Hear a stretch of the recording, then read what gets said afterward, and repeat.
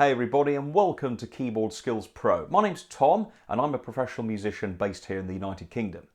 This is the second lesson in my Improvisation for Total Beginners video series. If you play the organ, the piano or the keyboard and have always wanted to improvise, make up little embellishments for your songs, this video series is for you. This is part 2, and in part 2 we're going to take a look at scales, arpeggios and broken chords and see how we can apply those to the keyboard. Want to learn more? Let's head over to the keys and show you how to do some of these great ideas. Let's go.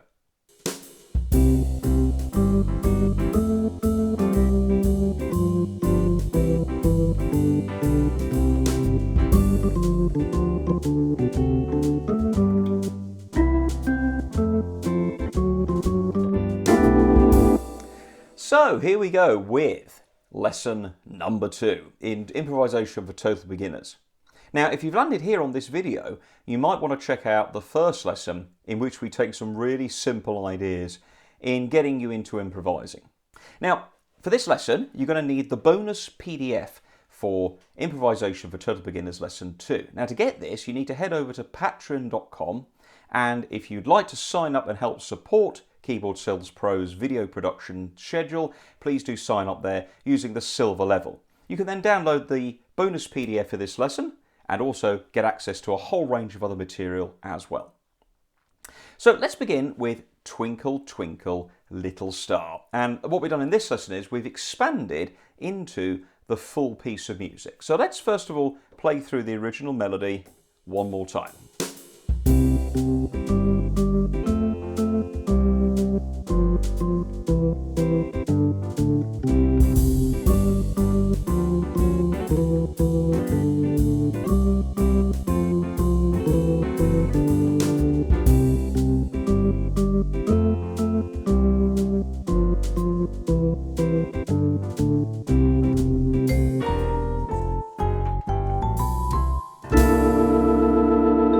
Okay, so in the first lesson we talked about changing the melody by changing rhythms. Simple rhythm changes. We then talked about moving the pitches. 2.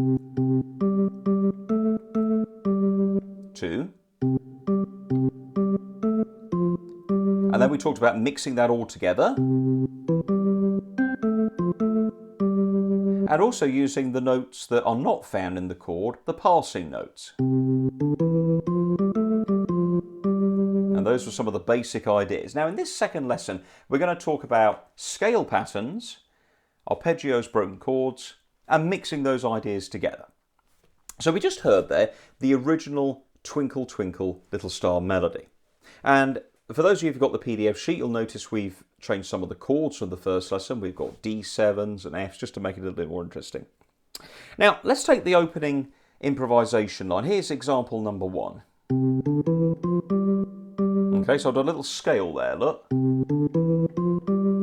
So I'm using that dotted quaver semiquave pattern, hump, T, dump, T, 3, 4. Because again, the original medley is C, C, G, G. So we're using a scale, look.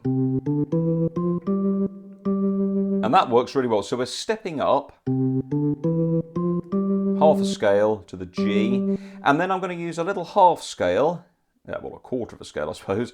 So I'm going to go there, da, da, da, da, and I've used a tie note to join that together. Okay, so that's our first little improvisation using halves and quarter scales. Now the second bar goes A, G, so we're going to go A, G, F, G, and we're going to bring that G in just before the third beat.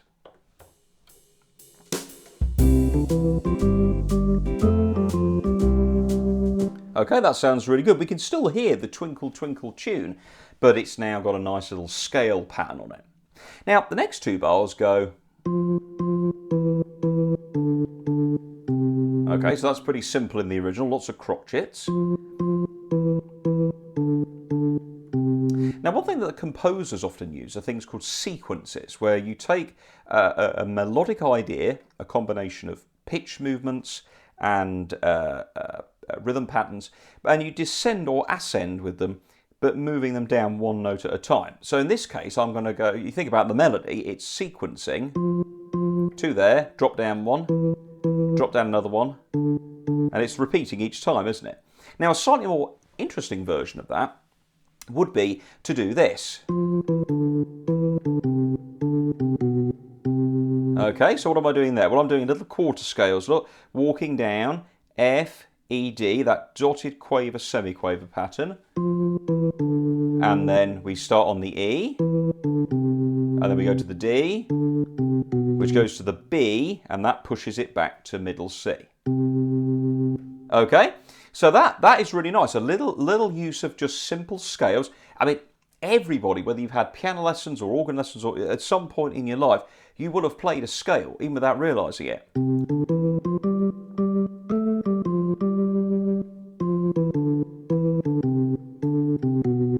Notice the jazz organ that I'm using here today. Nice little tone there. Okay, so let's play that first example through.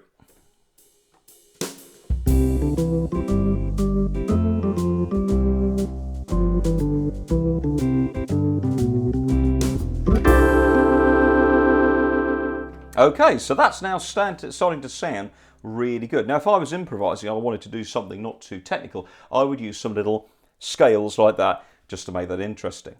Now, don't forget, if you want to get all these patterns and techniques, you can download the bonus PDF for this lesson by visiting patron.com. The link is in the description. And to help support the production of lessons here on Keyboard Skills Pro, you can sign up and you can get access to all the PDFs for this series and every PDF we've ever done. So it's a massive library of stuff. Because of course, don't forget, these PDFs don't make themselves. We have to spend quite a few hours creating them, or I do rather. Okay, so that's really nice. That's using scale patterns. So let's now take a look at example number 2, which is improvisation using arpeggios / broken chords. Now, arpeggios and broken chords are sort of the same thing, but it depends where you come from. An arpeggio is this. Okay? And a broken chord pattern might be this. As you remember your piano and organ exams, we used to do those years ago. So in this case, what we can do, we can take the actual chord that we're playing on this left hand over here and break it up and use the notes of it to create melodic lines. So don't forget, the next section goes... Okay, so we're going to carry on now to that middle section. Here's the original. Okay, so what I've done here is I've took the G7 chord, which is G, B, D, F. Okay, and we've started the melody, the improvisation with the melody note G. And we're going to do this, again, like a sequence, descending. We're going to go G, G, F, D. So again, Humpty Dumpty, Humpty Dumpty. And then the original melody, which goes... It descends, doesn't it? So we just move that pattern down, look. But we're just going to stick to the notes of the G7 chord. So I'm going G, G, F, D. And then I'm going to do that same pattern. I'm going to go on the F, look. So it's just little broken chord clusters. But because we're playing the original melody notes, okay, up above the... we can still hear the tune. But it's broken up and messed around enough that it sounds like an improvisation. Now, if anybody's listening to you play, they're going to think, wow, this guy's pretty good.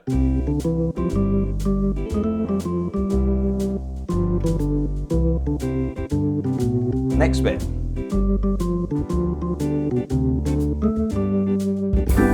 Okay, so what do we do there? Well, we've got a D7 in my version. So we're going to use a broken chord. I'm going to make it a bit snazzier by doing a triplet pattern. So I'm using D7. Now again, what are the notes of D7? D, F sharp, A, C.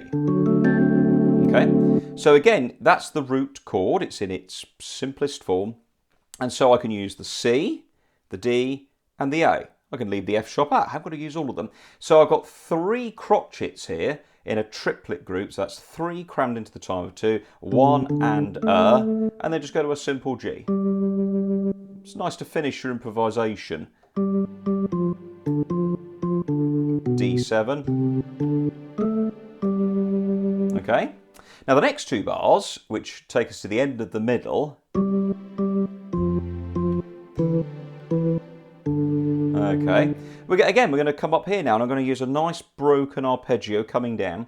So we've got a C chord, then an F chord. So I'm going to use C and E for the C chord, and then A and F for the F chord. Okay, that's quite nice. Just a broken chord, look, but I'm getting 2 chords out of it, look. See, I've got C notes here, and the F chord here.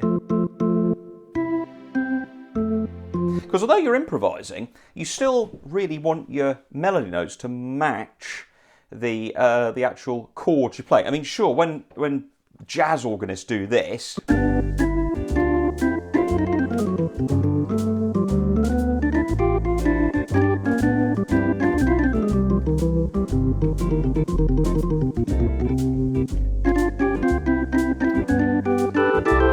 they're obviously playing black notes. We're going to come on to sort of blues stuff later on. But this is a nice little trick at the end of that, that middle section. I put a D7 in. So I'm going to use a little chromatic scale. So chromatic is where we work in half steps, look. There you go, look, F sharp, a natural F to give it a bit of blues, back to F sharp, G. So we're coming down, look. G, and then an octave. There you go, a little clip note at the end. Okay, so mostly in there we're using arpeggios, broken chords. The notes that we are provided with for the right hand are simply mostly, 99% are coming from the left hand chord. So let's play through that second middle section. Here's the original.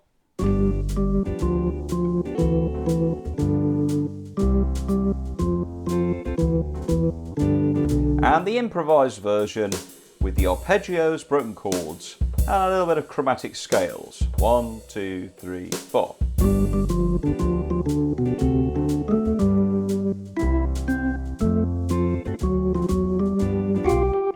Okay, now that's really starting to sound like a real jazz musician, isn't it? And that's kind of the style that we're going for here, I guess. Okay, so take a look now on the sheet at example number 3, mixing it up. So now we want to not just stick to one particular thing. We want to do chords, broken chords, arpeggios, scale patterns, mixing them all together in the final verse. Now, of course, if you want to, if you know what pieces you're going to be playing and you're planning to do an improvisation, you can almost have a little bit of prep in advance. Although improvisation, the whole point of it is that it's at the moment, it's creation as you're actually going along, musical invention right there and then.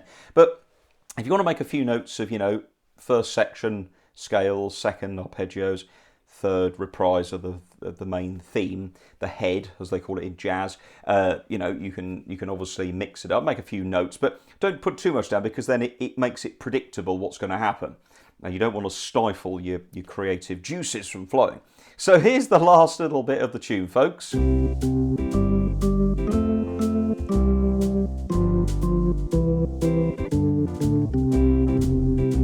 Okay, so we're now going to do this.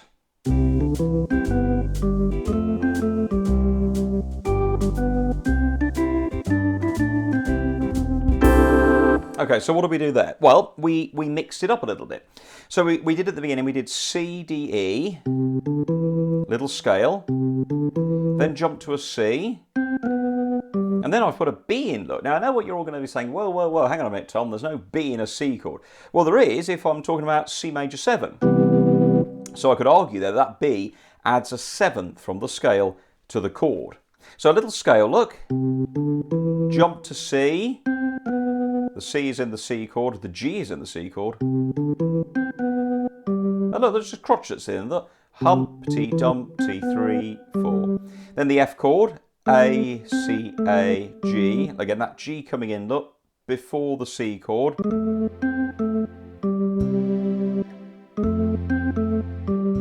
Adds a bit of jazz. Then we do a big jump from G to G. to be. Okay, look. There's the G chord notes. No D. Doesn't matter. We've got the D on the left hand. Bit of broken chord work there. Then on a scale, C, D, E. There's that passing note that we talked about in video 1. And then a simple ending, D, E, D. So let's get that passing note. And C6 at the end. There you go. Very, very nice. So some great ideas there using scales and arpeggios. Now, what I would suggest you do, if you want to actually learn how to do this kind of stuff, is apply it, as I've done, to a simple tune. And some of the best simple tunes are Christmas songs, nursery rhymes, very easy, basic melodies that allow you to be not too influenced by what's on the original page, and then you can mess around with it. So if I was going to do, let's say, Jingle Bells, maybe something like this.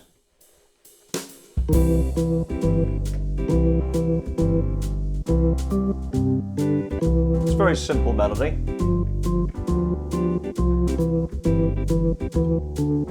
Let's use some improvisation.